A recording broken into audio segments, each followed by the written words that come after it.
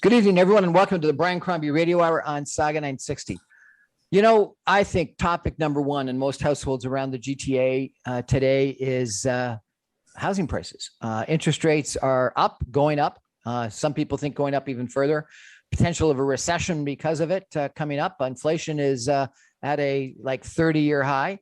And the impact of these increased interest rates has slowed down the real estate market fairly dramatically. Some people think has impacted prices.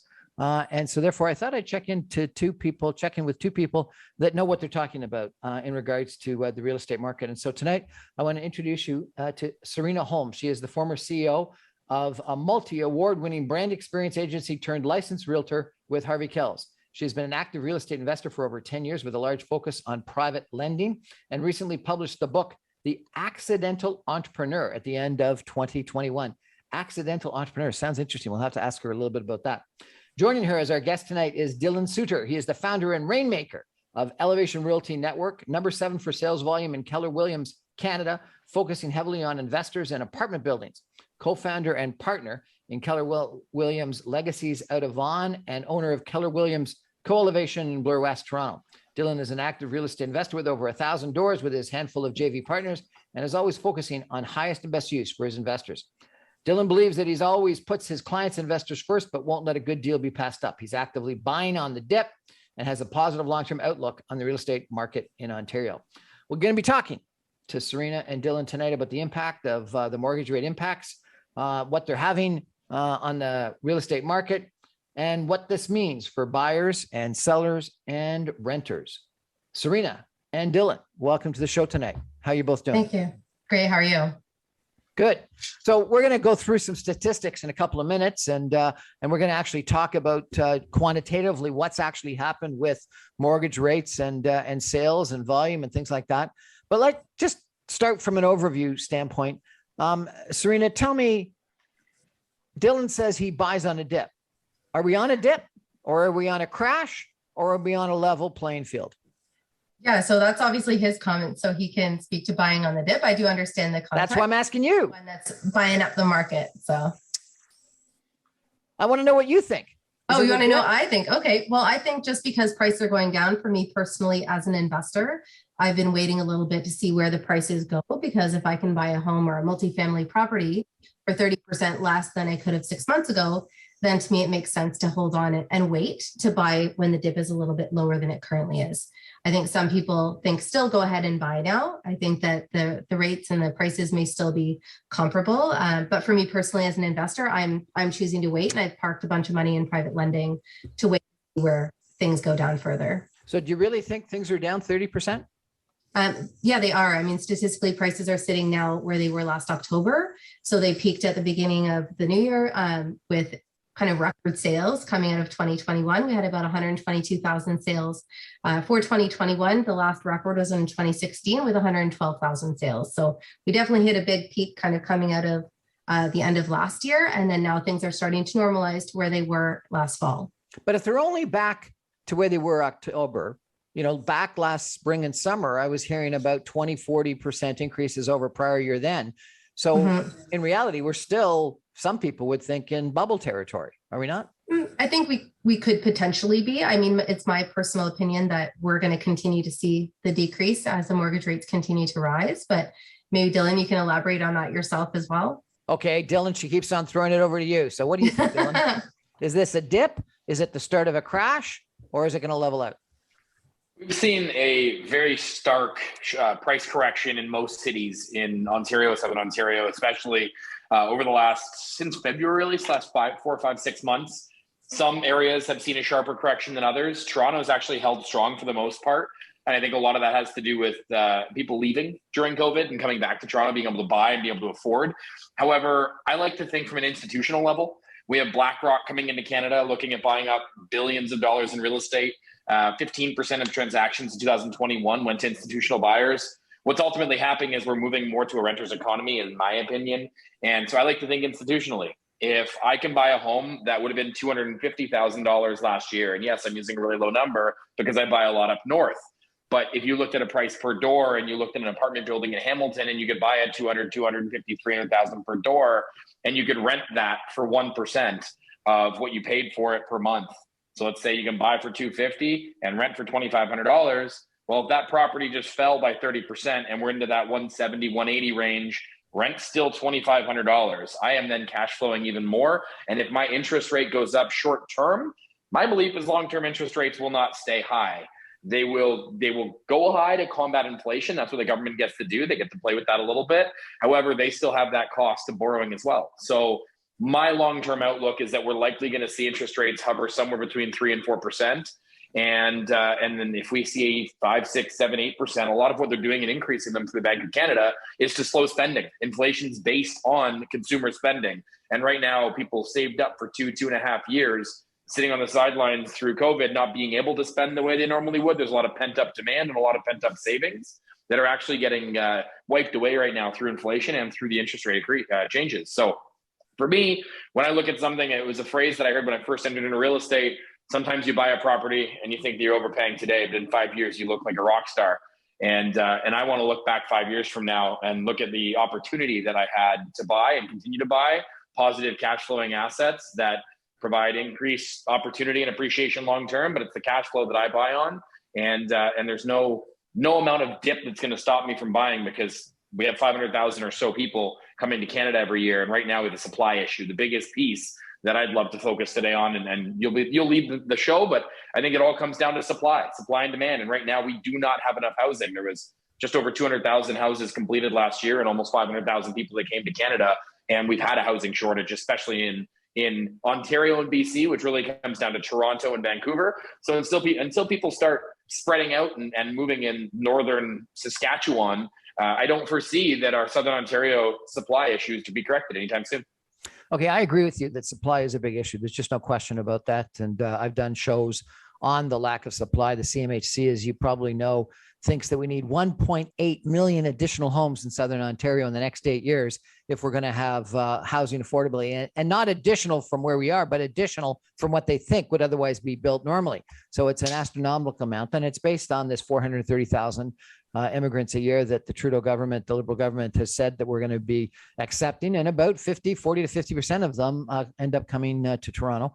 So the statistics are that there's a city of Montreal, effectively 1.5 to 2 million people moving to Toronto in the next 10 to 15 years. So it's an astronomical amount of people. So unquestionably, supply is an issue. But let me challenge you, if I could.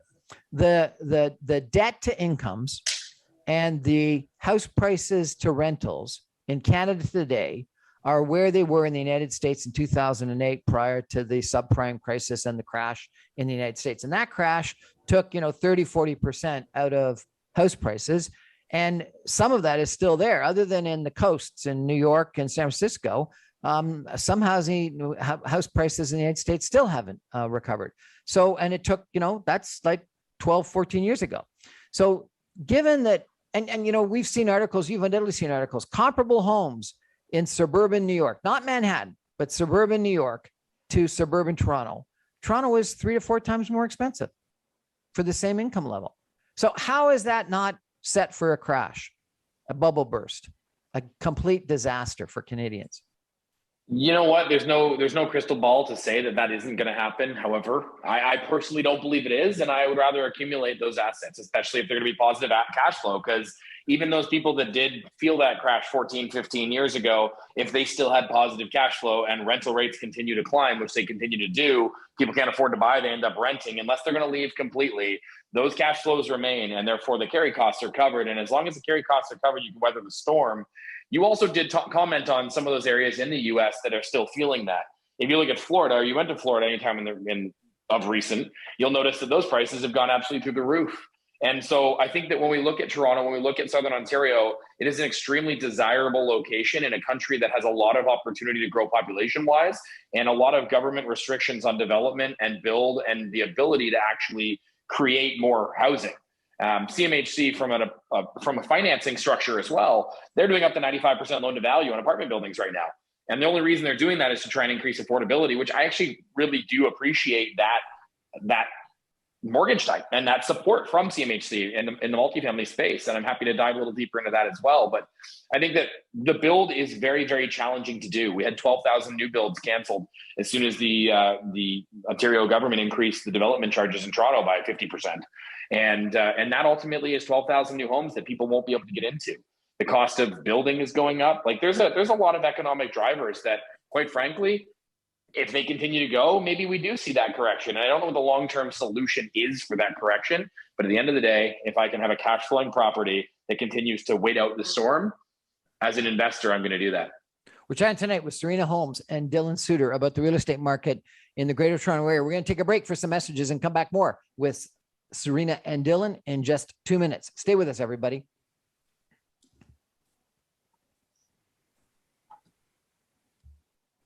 Welcome back, everyone, to the Brian Crombie Radio Hour on Saga 960. We're having a spirited discussion / argument tonight about the real estate market and whether it's a dip that you should buy on, whether it is just resetting to where we were last October, or whether it's a crash in the offing. And my guests tonight are Serena Holmes. She is the, the former CEO of a multi-award winning brand experience agency turned licensed realtor, with Harvey Calls.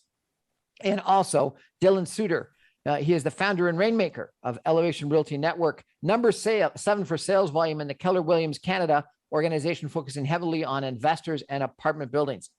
Dylan, he said institutions were coming into Canada big, and we're buying up residential homes to rent out. You mentioned BlackRock, but you also talked about something like 13,000 homes or condos being put on hold. There was an article, I think just today, that said 10,000 condos were being put on hold.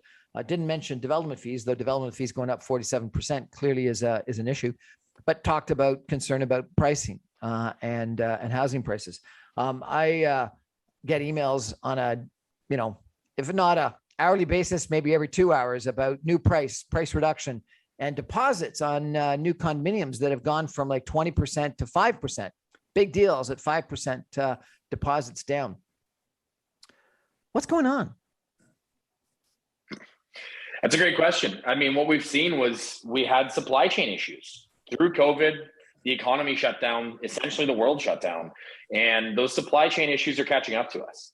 If you're a 2x4 manufacturer and you can only produce X number of 2x4s and the demand is 10X those 2x4s, you increase the price of 2x4s. Anybody who's walked in the grocery store and has bought a loaf of bread or dinner off the shelves at any point in time have seen the impacts of inflation. And that really comes down to supply chain issues that I think are the bigger problem and the root cause of this whole thing, with prices going through the roof. When you see prices of materials go up, builders have to increase their prices. When builders increase their prices, investors need to have a higher rent. When rents continue to go up, prices continue to go up. And when interest rates are at an all-time low and unemployment's at an all-time low, it creates this big bubble of problems that we've now had.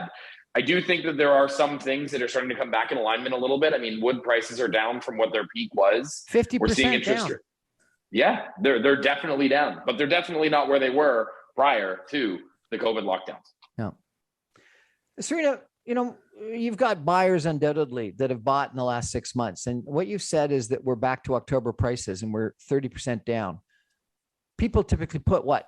20, 30% down as a down payment. And so therefore, they've lost all their equity.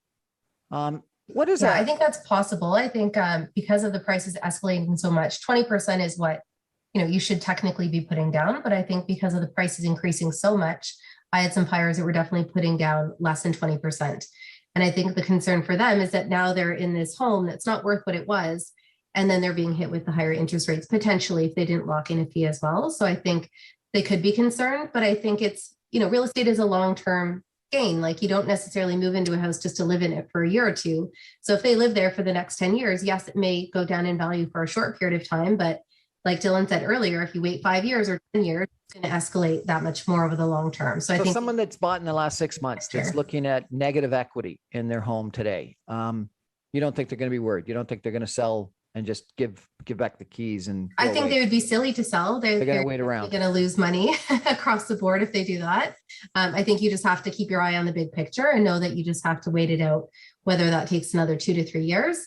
Like I said, unless you're maybe an investor that was planning to buy something and sell it during a shorter period of time, or life happens and you have no choice but to sell, there could be times when you lose your shirt because you have no choice but to sell low when you've bought high. But I think for someone buying a home that plans to stay there a while, then I think they'll be fine.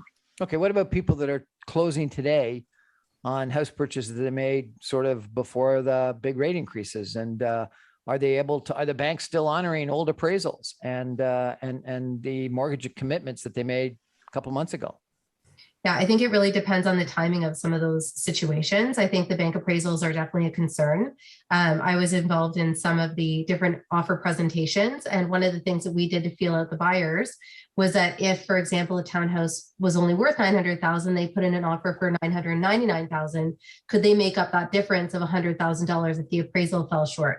So that was part of our due diligence, just to make sure that there weren't issues with closing or the deal falling apart or something like that, where we actually even asked the buyer's realtor to show proof that they can make up that difference if the appraisal didn't come in as high as it was.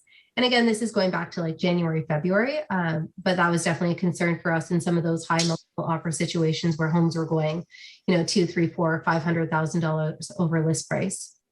Now, what happened in the United States in the fall of 2008 and going into 2009 is different in Canada because there they have non-recourse loans, such that if you actually have negative equity, you can actually just give back the keys and walk away. And you no longer have that debt. In Canada, we have recourse mortgages such that you can't walk away from that debt. It follows you, even if you give back the keys or try to give back the keys. So it's a lot more difficult to get out of that debt position, even if it's underwater. I think tell me how that plays out. Creative ways to make it work, whether it's something that you're living in, or maybe you rent it, or maybe you reconstruct it where you can rent on separate levels of the property or something like that. I think it's in your best interest to hold on to it, so you're not followed by debt if you decide that that's not working for you. It's interesting. I think from a regulatory standpoint, we actually have a system in Canada that harms consumers and benefits the banks. It gives protection to the banks because we don't allow non-recourse financing of mortgages versus the United States, where consumers can walk away and the banks got to take the hit. And then you got the banks. But what it ends up doing, I don't think that's good either, though. Well, what it does is it slows down in Canada a market depreciation versus the United States. What it does is it accelerates a market depreciation because you end up having a lot of people giving back the keys, and then the banks turn around and want to sell a whole bunch of homes real quick. So it sort of takes longer for a negative impact to be felt in Canada. Were either of you around in 1990 and 91, 92 when the last big house price decline took place? I mean, I was just born. I was 10 years old, so I was around. I probably wasn't paying close attention. So you've probably got some peers that have told you about that. It took, a good 5-7 years for prices to get back. And the vast majority of bankers, analysts, mortgage brokers, real estate agents, real estate brokers said this had never happened. Wasn't going to happen. There was one analyst on Bay Street that called for it, said it was a bubble, and it ultimately happened. 20-30% price declines, and not from a huge, quick over extended level like you've described, Serena, from last October, but from a long-term basis. And it took like 5-7 years to recover. Do any of your peers think it's going to be like this, or are they feeling like Dylan, it's going to come back pretty quick? I haven't seen it says that they think it's going to be long-term. With my brokerage, when we have our meetings, our CEO often talks about, what's happening now is more comparative to maybe 2017 or something like that in terms of prices. So it's important just to follow. Which came back fairly quick, did it not? Yeah, that's what he kind of thinks. And I think just the general consensus is that COVID kind of created this unique situation that inventory was low, demand was high. Suddenly people could kind of move around. They weren't necessarily where they were based on where they were working and things like that. And it just created this very unique situation. So yes, things climbed, but I think they're just trying to bring things now back to where they were before. And I think for that reason, a lot of people don't necessarily think this is something that's going to last for, the next decade. Now, Dylan, you say that you've got businesses in Bloor West Village as well as Vaughan. And so let me ask you about, one of the things that happened during COVID is people could didn't have to commute to downtown Toronto as much. And so therefore 905, 519, 705 even accelerated to a great degree, even more so than what was happening in Toronto. Now, when people are starting to come back and a lot of companies are demanding hybrid, if not full-time, showing up again at work, what's happening? Do you have a bigger depreciation outside of Toronto versus what's happening in Toronto? Serena can probably talk to Durham region as the area that actually fell the hardest and the fastest. And they were the first one where you saw reports out where the peak in February, right when Ukraine and Russia started off, was that week. I remember calling and seeing that there were people that were selling townhouses across the street for 2 weeks. 2 weeks later for $300,000 less, $1.2 million down to 900 overnight. And that was a consistent theme in Durham. When you look at some of the reports on what you see from the falls, Durham had the hardest hit. There are some cities, I mean, I know Burlington, for instance, was a city that's held strong, but the city that's held the strongest has been Toronto. With those brokerages, with the conversations I'm having, I'm personally in the West End. Like I'm out Burlington, Hamilton way. We felt the hit in February, March.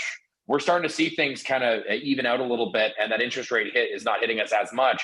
Toronto, I'm just having the conversations over the last 30 days. And the economic drivers are showing that it's still going to hit and it's going to have that problem and that problem to people, that issue people. But I think there's a couple other things we need to go back to on the conversations you guys have had. I mean, you mentioned 2017. In April of 2017, that was what we call the peak. And so April 2017, it took up until September 2019 to actually see a higher valuation across all of Ontario. So when you look at the average price points across all that area, it took a year and a half to actually get back to those numbers. I think that it's going to be longer to get back to those January, February prices. But January and February, we saw like a 10, 15% a month increase over December prices or over November prices. The market went absolutely insane. And I think that bump in January and February, those people could potentially be in for problems. But majority of our variable payments are actually not variable payments. They're fixed payments on a variable rate mortgage, which is really important to understand, because most of the time you think it's a variable rate mortgage and interest rates go up variably, then your mortgage payments are going to go up, which isn't entirely true. What you'll find is there will be some people that will be paying nearly 100% of their mortgage payments will go directly to interest, and they won't be paying down the principal because of the increased interest rates. A very small portion of our borrowers are actually in a variable payment, variable rate mortgage, which would actually change the mortgage payment. And most of these are 5-year commitments on these variable mortgages. So you can have 5 more years of people paying fixed variable rates. And if it takes 2 or 3 years for us to get back to the same price, they may not have to actually bat an eye, because they're not going to have banks coming in and taking those properties. We also have to keep in mind, we have the stress test. I mean, they implemented the stress test a few years ago. You have to qualify at 2% higher or the benchmark rate, whichever is higher. And people were qualifying when interest rates were down at 1.5% or 2% at 5%. That's important to follow, because if we have to qualify at that amount, there's a lot that interest rates can go up before people start losing their houses. So I think there's a number of different factors that need to be taken into consideration. And this would really have to be something that we saw 3, 4, 5 years of houses underwater before people would actually be underwater in a must sell or a must sell and lose their house perspective. So let me challenge you on that again. I apologize, but that's my job as a radio interviewer. I've got to try to challenge you. I was down in Florida actually last week. You talked about Florida. I was actually out in New York, in the resort area of New York. In both places, people were talking about how a bubble burst was coming. New York Times did a 4-page spread 2 weeks ago on how housing prices in the United States, in New York, suburban New York, resort New York, et cetera, was set for a bubble. And the reason why wasn't the reasons that we've had in Canada about lack of supply because of government regulation or because we didn't end up having in the United States the impact of 2008, 2009, because they had that. It's just because of asset prices, because of low interest rates, and that the interest rates were so low that people were buying up assets, and they bought up the stock market. The tech market is down 35%. The regular market is down 20%. Venture capital and private equity is down 50%.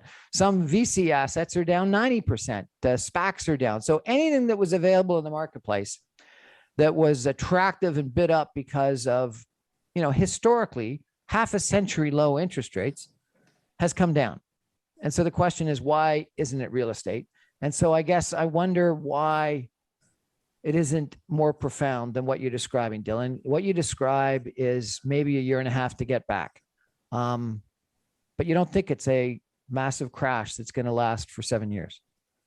I'm not going to say that it's a year and a half to get back from the peaks. And I actually had conversations with my financial advising team at Scotiabank last week, 2 weeks ago, that are writing articles. And they were talking about back in the 90s, early 90s, when this stuff happened. It took 7 or 8 years to get back to that. I wouldn't be surprised if we're 5 to 7 years to get back to the same prices in certain cities that we saw in January and February. There are numbers, there are sale prices that will likely be that high for a long time. However, if you are someone that bought a home in 2020, you still have equity in that home. We haven't hit nearly that kind of crash. And I really don't believe that we're going to see another 5 or 10% decrease in house prices for each month for the next 12 months. And we would really need to see that to get back to our 2019 or 2020 prices. So there are certainly people that are definitely in trouble that bought in January or February. And when I say in trouble, it goes back to those payments. If someone has a fixed payment and they locked in at 2% back at that point in time, what do they really care?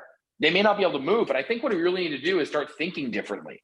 Those interest rates that we had for a decade at stupid low rates, the reason that people were buying those up is because they saw that they could make money, because realistically, if you could borrow at 2% and you had asset prices going up by 10%, you were making 8% on the bank's money.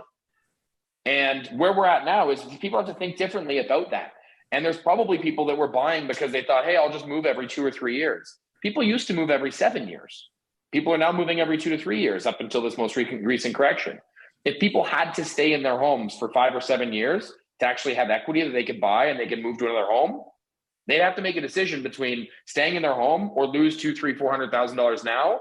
And the market that they sell in, losing $200,000, $300,000, $400,000, $500,000, they'd have to then determine, do I want to become a renter or do I want to buy? And if I'm buying, I'm just allocating that loss of $200,000, $300,000, $400,000 to another asset that hopefully is down $200,000, $300,000, $500,000.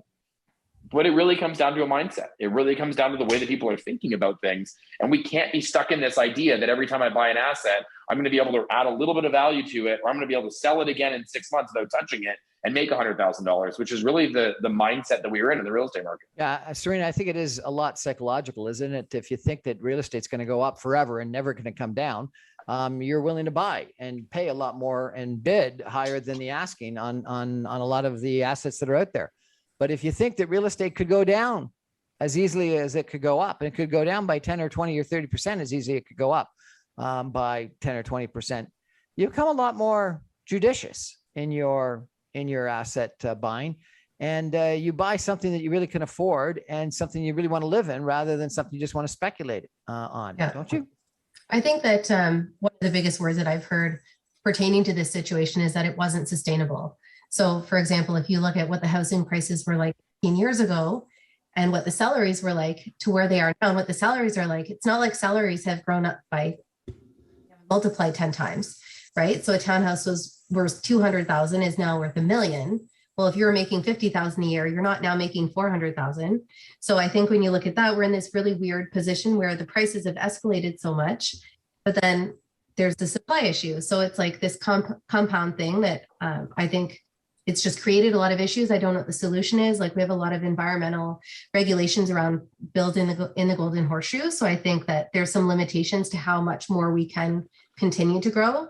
I think they're trying to push redevelopment of different places. So maybe, apartments that could accommodate 12 people now could accommodate 24 units or something like that. But I think we just have to think more creatively where how development is going to continue within the city, because you just can't continue to sprawl out unless they start going into protected areas and areas that they don't want to touch.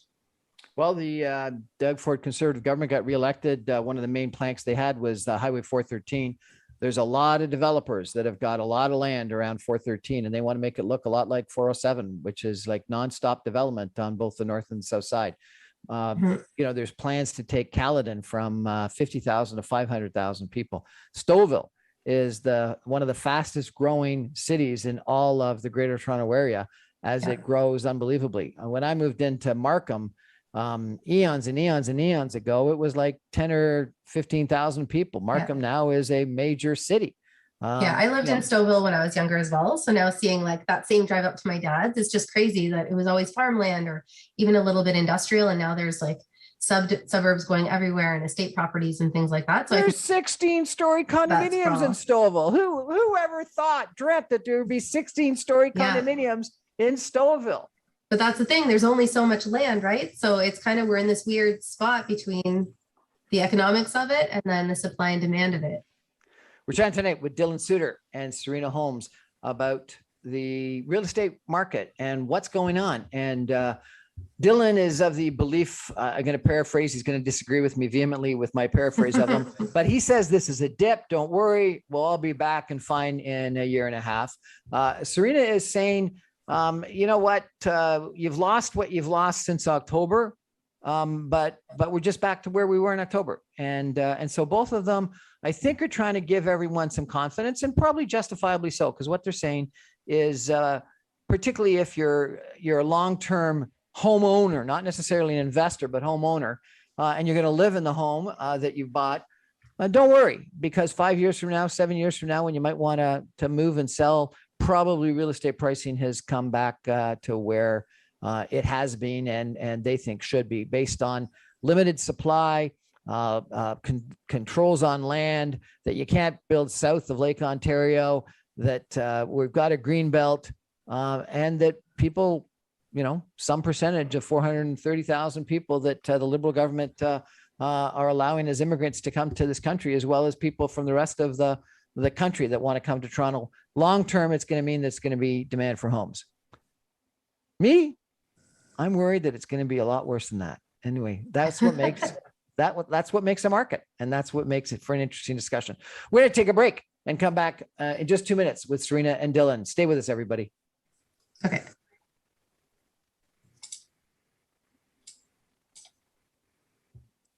Welcome back, everyone, to the Brian Crombie Radio Hour on Saga 960. I'm chatting tonight with Serena Holmes. She is the former CEO of a multi-award-winning brand experience agency turned licensed realtor with Harvey Kells. She's been an active real estate investor for over 10 years, and she's got a large focus on private lending, and recently published the book, The Accidental Entrepreneur, at the end of 2021. We've also got Dylan Suitor. He is the founder and rainmaker of Elevation Realty Network. He's number 7 for sales volume in Keller Williams, Canada, and he focuses on both investors and apartment buildings, as well as homes, focusing in Bloor West and Vaughan. Dylan and Serena, thanks so much for joining. I really appreciate your comments. Serena, you wanted to take us through some statistics that really describe where we are in the marketplace today. Tell us a little bit about what you think is happening with interest rates and pricing. Yeah, sure. I'll actually share a visual here just from a mortgage broker's presentation that I had not long ago. And basically what they're sharing, I'm just going to make sure I'm sharing properly here. Can you guys see it okay? Yep. So basically they're talking about if you were to buy at the peak of the market that was, maybe $980,000 with an interest rate of 2%, your monthly payment might look like $28.95. Obviously, this is subjective to your down payment. And right now there's the concern, well, should I buy?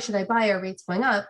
Well, if you buy that same property for $800,000 instead of $980,000, the rates are 3.5% or potentially more, then your monthly payment's only going to be $28.64. So it's literally a difference of $30 a month. Again, this is subjective depending on what you're buying for and what the rates are like. But I think there's a lot of hesitation that rates are going up. But they're kind of where they were. When I bought my first home 15 years ago, my rate was almost 6%. So, you still went ahead, you still bought. It doesn't mean that rates are necessarily going to stay that way. But I think it's just a matter of how long you're necessarily in that property that's going to matter. And just really numbers. I think that's the most important thing. Okay. So what you're effectively saying is that because prices have declined, currently higher interest rates on a lower price may end up being the same mortgage rate. Exactly. So you just really have to look at your numbers. I think don't be afraid of the media. I think there's a lot of, yes, it's reality, what's out there, but it just felt like the buyers disappeared overnight. Like we went from seeing 20 to 30 offers in a multiple offer situation. Like that was the norm on presentation night to literally like a home may not sell on offer night. It may sit now for 2 months. Yep. But still need to buy, like people still need homes. They're going to be spending a lot more money on rent. And if anything, some leased properties are actually going into multiple offers now. So it's kind of a weird thing. But if you have the money saved up, I think it's smart just to talk to your mortgage broker or your bank know your numbers, and the numbers might not be as scary as they might sound when you just hear about the rates going up and up and up. Okay, so you wanted to tell us about rates going up and up. What are the numbers that interest rates coming down and going up? You had a graph on that as well. Let's see here. So we've got one here that Dylan can speak to. This is his graphic here, but the effect of interest rates on mortgage payments. I'm just going to share my screen. Sorry, there you go. So Dylan, if you want to speak to this, it's just talking a little more about the effect of interest rates on mortgage payments. This is very similar. And realistically, what we would look at is on the far left side, you'll see a 2% interest rate at the top, and you'll see $1 million on the left-hand side. And if there's 0% change in that property, the mortgage each month was $3,720.83 based on the numbers that we used at this time and a 30-year amortization. If you follow that graph over to a 5% interest rate, and you go all the way to that $5,400 a month for that mortgage payment at $1 million, but then you go up to find the closest payment at $3,720, what you'll find is that price will end up being at $650,000 $700,000. And that's a 30% decrease in the home price. So with a mortgage rate that would have cost $3,700 a month on that property, that same property from $1 million is down to $700,000. And we've actually seen about a 30% fall as interest rates have gone from 2% to 5%, which shows that the affordability is really dictating what home prices are in the buyer's market. So it's very similar to what Serena just mentioned, is that you see a 30% decrease in home prices, your mortgage payment ultimately is the same if you're at a 5% now versus a 2% before. Now, there's a lot of talk about a recession and what the recession may be. I mean, the economic definition of a recession is 2 negative quarters of GDP growth in a row. We saw that Q1, we saw that Q2. Technically, we're in a recession. No announcement's been made, no conversation's been made other than a statement from the White House in the US not long ago talking about a definition change. And what happens in a recession? The government has to try and increase spending, but we already have inflation rates as high as they are. We already have spending going through the roof.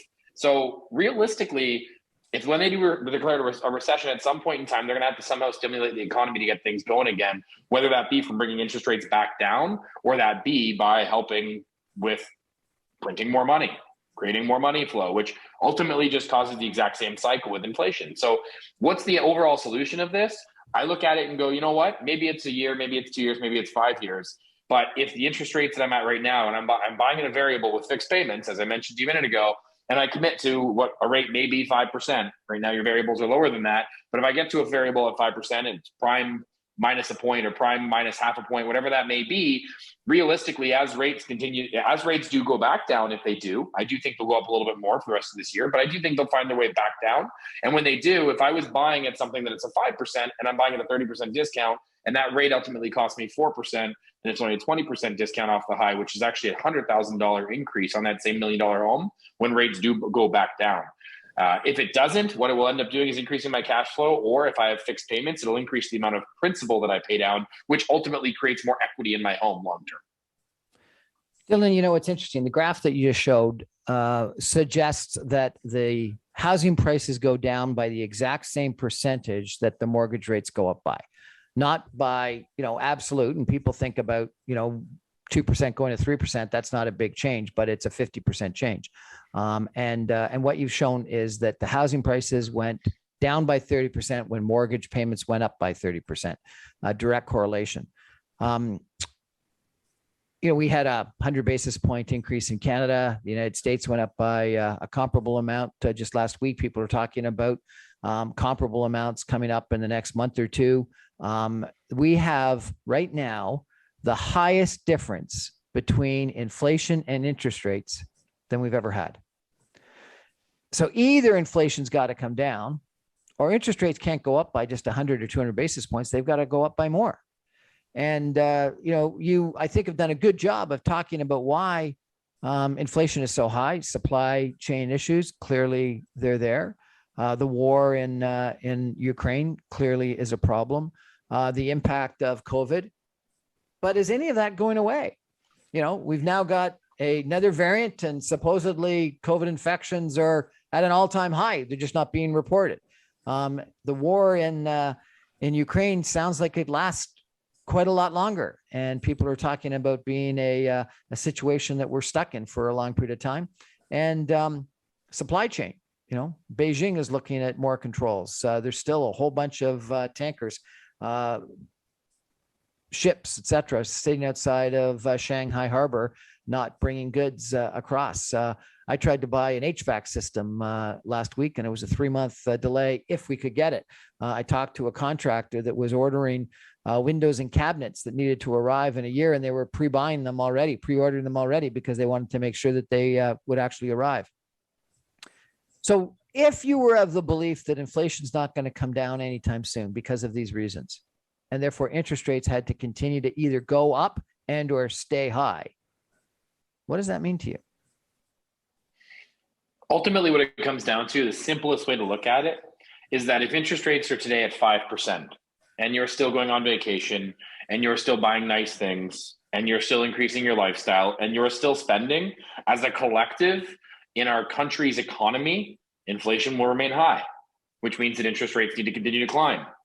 If all of a sudden interest rates go up by 100 basis points and now we're at 6% interest rates, and you still buy, and you upgrade your car, and you upgrade your home, and you take the family on nice vacations, you buy all these nice things, and interest rates go up again to 7% and 8% and 9%, interest rates will continue to go up until, as a country, our spending calms down a bit.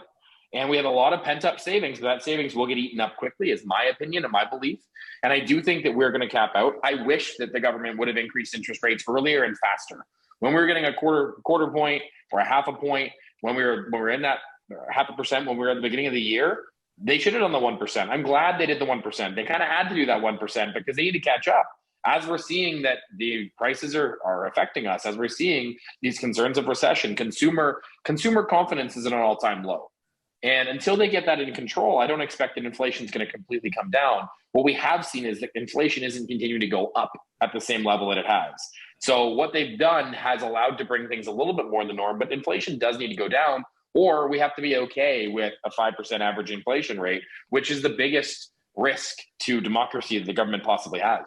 The only control they have is keeping a 2 to 3% inflation rate annually. And quite frankly, housing prices going 20, 30, 40% up a year was never sustainable. And it's not a good thing for anybody other than a couple of people that have houses. But long term, that's not the solution. So if we can find a way where interest rates are in that 3, 4, 5% and inflation is in between 2 and 3% each year, and housing prices continue to go up at those rates, 3, 4, 5% a year, that would be a really big win all around. And I think the biggest issue for all that is going to be supply.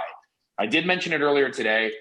CMHC released the MLI Select program when it comes to financing of multifamily properties. That program is one that is really helping long-term outlook on affordable units. One of the biggest ways that you can qualify for up to 95% loan to value and a 50-year amortization on a multifamily home is if you're actually going to guarantee the current rent that you have in that unit is below a certain number based on average renter's income in the city, and that you're going to guarantee that rent for 10 years. That doesn't mean that if that person leaves, you can increase the rent. That means if you're currently paying $800 a month in Hamilton, and that unit is tagged for that CMHC financing, and that owner goes and gets 95% loan to value on a 50-year amortization, they are guaranteeing that that rent will still be available at that exact same price, no matter how many times it turns over for the next 10 years. And what I think will happen is that a lot of these renters that are being forced out of houses and into apartment buildings, or a lot of the unaffordable locations, people will get gobbled up into these lower units that have to be stuck at $600, $700, $800 a month. Investors may not love that idea, but when you can get that much more leverage on stuff, that's where you get a lot of investors that'll buy things up. They'll make it work. They'll put their cash into it because they'll see a long-term cash flow scenario, and that will create affordable housing on 10-year terms consistently. That'll take a long time for you to get those rents the way they have, which I think long-term will actually provide more affordable housing in Ontario, which is needed. So I do think that was the best move they've made. So effectively what you're saying is you think there's a floor. There's a floor because people need a place to live. If they don't buy, they'll rent. And government is putting in place, CMHC and others are putting in place programs to incentivize people to provide rental housing. And, I've got kids that are, in that age bracket about thinking about buying a house. They're all renting and they're putting off house purchases today and staying in rental accommodation for all the reasons that you're mentioning, that it adds flexibility. You don't have to worry about the downside. You might be paying a little bit more than you would if you owned, but you didn't have to you didn't have to belly up to that huge down payment that didn't have money for. And I do think that a lot of people in the last couple of years, and you guys are the experts, not I, but I think a lot of people in the last couple of years went to second mortgages and private lenders, et cetera, to bridge that gap between what they could afford with a mortgage and the house price that they had to pay to buy the house they wanted. Serena, let me ask you a question. I understand that you specialize in the Avenue Road, Lawrence area. What typically happens in a market decline is second homes decline the quickest and the most, luxury homes next, and basic family homes don't actually have that big of an impact because people need to live somewhere. What are you seeing? Is the luxury home, is the resort home, like you said, you were in Prince Edward County as well. Are the resort homes declining? Are the luxury homes declining at different rates than what the typical, middle income home is? Yeah, it would seem so. So our brokerage is Avenue and Lawrence. I'm actually in Durham region. So when Dylan spoke about some of those price changes, I definitely saw that pretty significantly. But from our meetings and what I'm seeing with some of the realtors that specialize in Bedford Park, a lot of those luxury properties are still remaining at that height. I don't think they're necessarily as affected the way like a typical single family home that was selling at like 1.5, now it's selling at like 1.1. A lot of those luxury properties are still selling at like 3, 4, and 5 million. What I would say is the properties that are up in Muskoka have seen a bit of a decline. There was definitely the multiple offer situation where, you're seeing the 30, 40 offers on the cottage properties, but that seems to have kind of spun down very quickly with all the single family homes as well. And then on the flip side, condos were down during COVID and now they're trending back upwards with people moving back to the cities.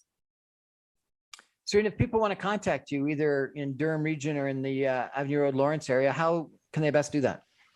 Yeah, absolutely. So my email's info@serenaholmesrealtor.com. And my cell phone is 647-896-6584. And I'm on social at Serena Holmes Realtor. And Durham and Lawrence and Avenue Road, or just primarily Durham? Yeah, I mean, I'm from Durham. I've lived there for the last 30 years. So it's my preference to obviously remain in the area that's closer to home, but I definitely service clients in Toronto and even sometimes west of the city as well. Excellent. And Dylan, Suitor, if people want to contact you and access your incredible brilliance, how do they do that? Very brave of Selena to give out her cell phone number there. I will give an office line, 905-592-4220. The easiest way to get in touch with me directly is to send me a message through Instagram at Dylan, DYLAN_Suitor, SUITOR, or you can email me at info@elevationrealty.ca, ELEVATION realty.ca. Dylan, Suitor, and Serena Holmes, thank you so much for joining us tonight and telling us a little bit about your impressions about what's going on in the real estate market, what you think is going to happen, where things are going to go. We're going to take a break for a couple of minutes, and I'm going to come back and give you some of my concluding comments on what's going on in the real estate market. But bottom line, what the most wonderful things about our capitalist system is a market is based on people that have different points of view. And that's what makes a market. And it's wonderful to chat with Dylan and hear what he thinks in regards to the market and what Serena thinks about the market. And I guess my bottom line comment would be, before you buy or before you sell, because I think some people are thinking about selling before things go down even more, or they've got to sell, access a couple of different points of view, whether it be from more than one real estate agent or a mortgage broker or a banker, and or some other people that might be knowledgeable in the market, because no one knows for sure. No one has a crystal ball, and so it's a big important decision, probably one of the biggest investment decisions that anyone's ever going to make in their lifetime. And one of the nice things is it's a tax-free investment if it's your principal residence. And so therefore it's one that everyone should exploit as long as they don't dramatically overpay. Anyway, we're going to be back in just 2 minutes with some concluding comments. Thank you very much for joining us, Dylan and Serena.